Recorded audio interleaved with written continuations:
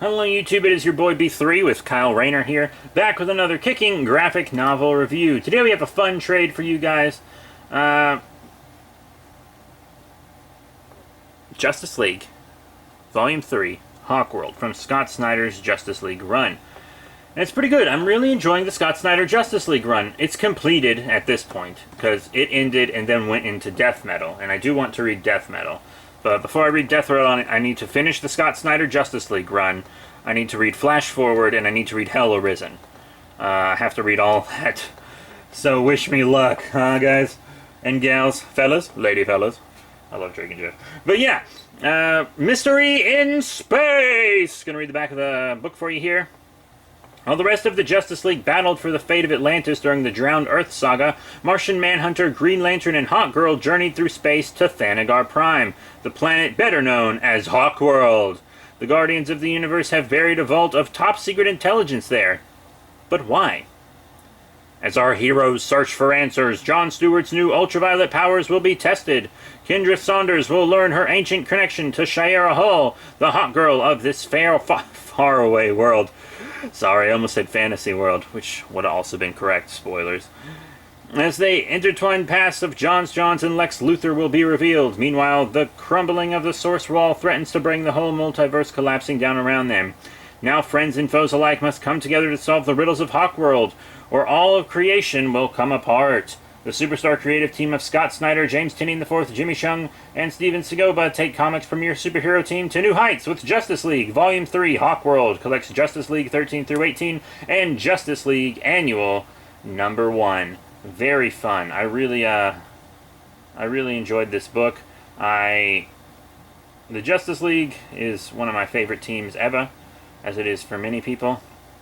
But first we get a story about how Lex Luthor recruited the Joker into the Legion of Doom, and then how the Joker betrayed him. Technically, Lex broke his promise to the Joker, but I wouldn't have recruited the Joker anyways, because the Joker he's just going to betray you for the fun of it. And that was revealed that Joker did plan to betray him for the fun of it, but then as soon as the Batman Who Laughed was involved, the Joker didn't want anything to do with it. That was a pretty interesting read. It had really good art. That was some really good art in that issue. Then we got to see Jarro again working with Starman. Starman did eventually wake up, which is good. But we had some adventures on Thanagar, which involved a secret vault in a fantasy city that was being kept alive by a Martian. Long story, hard to explain.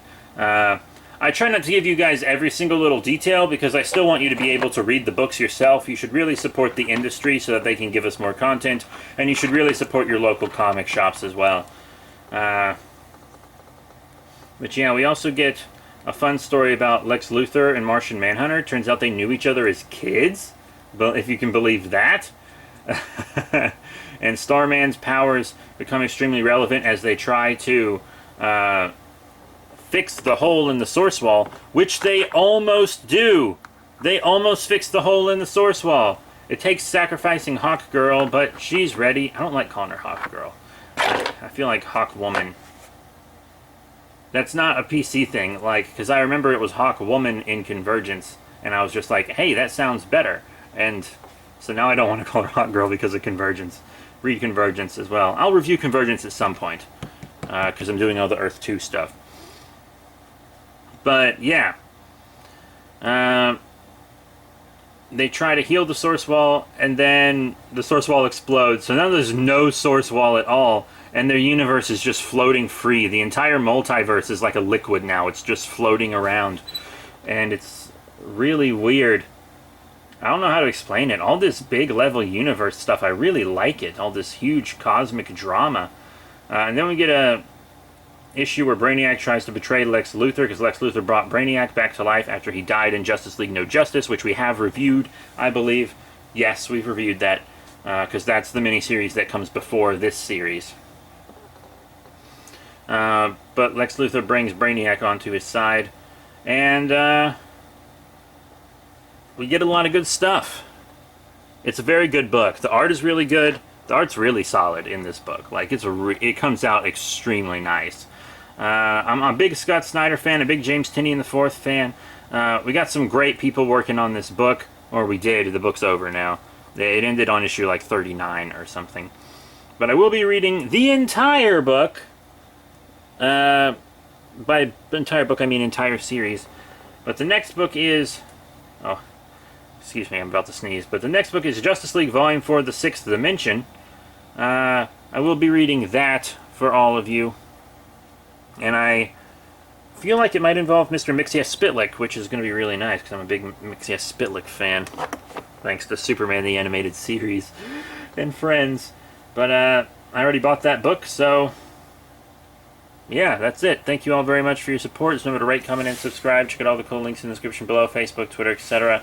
And I'll see you all next time. You might see my face next time instead of a stand-in action figure. Sometimes you see my face. Sometimes it's an action figure.